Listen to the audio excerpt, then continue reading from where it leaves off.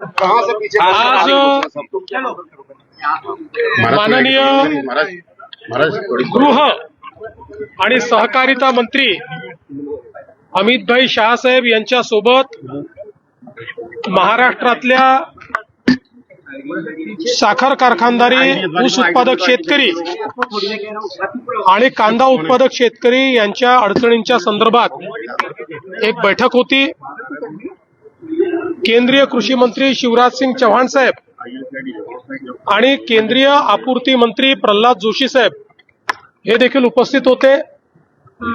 साखरेच्या प्रश्नावर अतिशय सकारात्मक चर्चा झाली आणि विशेषतः जे मुद्दे आम्ही उपस्थित केले, MSP वाढवण्याच्या संदर्भात, इथेनॉलचा कोटा वाढवण्याच्या संदर्भात, ड्युअल प्राइस सिस्टीम तयार करण्याच्या संदर्भात, लोन रिस्ट्रक्चरिंग करण्याच्या संदर्भात आणि इंटरेस्ट सबवेन्शनचे पैसे देण्याच्या संदर्भात, या प्रत्येक गोष्टीत अतिशय सकारात्मक अशा प्रकारचा निर्णय माननीय सहकारिता मंत्र्यांनी अमितभाई शहांनी दिला आणि विशेषतः MSP वाढवणं गरजेचं आहे हे त्यांनी मान्य केलं। इथेनॉलचा कोटा हा मोठ्या प्रमाणात वाढवण्याकरता 2 महिन्यात त्या संदर्भातला निर्णय करण्याचं त्यांनी मान्य केलं। इंटरेस्ट सबवेन्शनचे पैसे तात्काळ देण्याचं त्यांनी मान्य केलं। लोन रिस्ट्रक्चरिंगच्या संदर्भात राज्य सरकारच्या सोबत काम करून हे देखील करण्याचं त्यांनी मान्य केलं। ड्युअल प्राइसिंगच्या संदर्भात एक त्यांनी प्रस्ताव मागितलेला आहे, जो आम्ही तयार केला आहे। तो प्रस्ताव आम्ही त्यांना सादर करणार आहोत। तो प्रस्ताव मान्य झाल्यास आपल्या साखर कारखानदारीचे अनेक प्रश्न त्यातनं सुटणार आहेत।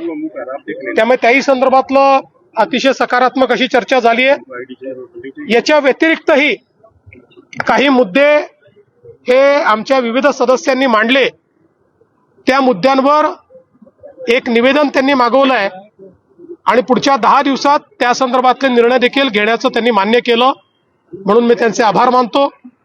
कांद्याच्या संदर्भातही विशेषतः आमच्या ज्या मुख्य मागण्या होत्या की आता जी नाफेड आणि NCCF कांदा खरेदी सुरू केली आहे, ही बाजारामध्ये झाली पाहिजे, ती व्यापाऱ्याकडनं नाही तर ती शेतकऱ्याकडनं केली पाहिजे।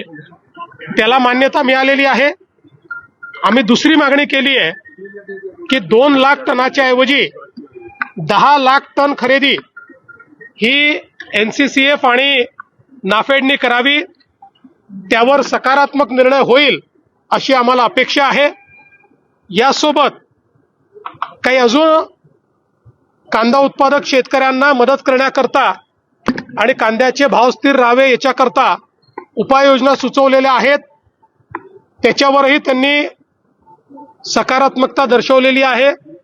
विशेषतः आज आपल्याकडे कांद्याचं जे बियाणं आहे हे मोठ्या प्रमाणात एक्सपोर्ट व्हायला लागलाय, त्यामुळे कांद्याला एक्सपोर्ट मार्केट उरत नाही आणि म्हणून त्याच्यावर मोठ्या प्रमाणात एक्सपोर्ट सरचार्ज लावला पाहिजे, ही पण मागणी या ठिकाणी आली, तीही त्यांनी मान्य केलेली आहे। आणि कांदा साठवणूक असेल किंवा इतर गोष्टींच्या संदर्भात ज्या काही मागण्या करण्यात आल्या त्या मागण्या त्यांनी मान्य केल्यात। कांद्याचा जो खरेदीचा भाव आहे तो कालच वाढवून 15 रुपये 80 पैसे केलेला आहे, तो अजून कसा वाढवता येईल या संदर्भात देखील मागणी करण्यात आली आहे। मला असं वाटतं की ही जी काही कांद्याच्या खरेदीच्या संदर्भातल्या अडचणी होत्या, ज्यामध्ये विशेषतः शेतकऱ्यांचं मागणं असतं की ग्रेडिंगमध्ये माल निकृष्ट दर्जाचा असं दाखवून खरेदी नाकारली जाते, त्याही संदर्भात शिवराज सिंग चौहान साहेबांनी सांगितलं की आम्ही मेकनायझेशन करू आणि यंत्रसामुग्रीच्या माध्यमातून ग्रेडिंग करू, ज्याच्यामुळे त्या ठिकाणी जे ग्रेडर्स आहेत किंवा अशा पद्धतीनं नाफेड किंवा NCCF मध्ये जाणीवपूर्वक माल निकृष्ट दर्जाचे असं सांगून जे नाकारलं जातं त्याच्यावरही नियंत्रण येईल आणि शेतकऱ्याला उचित अशा प्रकारचा त्या ठिकाणी न्याय मिळेल। मला असं वाटतं की या दोन्ही मुद्द्यांवर अतिशय सकारात्मक चर्चा झालेली आहे. तिसरी एक चर्चा शिवराज सिंग चौहान साहेबांची मी केली, त्यांना एक निवेदन देखील दिलं आहे. आपल्याकडे विशेषतः आंबा आणि हापूस आंबा याच्या संदर्भात जो प्रश्न निर्माण झालेला आहे, राज्य सरकार तर मदत करतच आहे, पण इन्शुरन्स कंपन्यांनी त्या ठिकाणी घातलेल्या काही ज्या अटी आहेत त्याच्यामध्ये बदल केला तर मोठ्या प्रमाणात आंबा उत्पादक शेतकऱ्याला मदत मिळू शकते. ते आम्ही त्यांच्या नजरेस आणून दिलेलं आहे. त्यावर इन्शुरन्स कंपनीची बैठक घेऊन त्यातनं मार्ग काढण्याचं त्यांनी आश्वासन दिलेलं आहे. त्यामुळे आंबा उत्पादक शेतकऱ्यालाही त्या ठिकाणी योग्य न्याय देण्याचा प्रयत्न आपण करतो.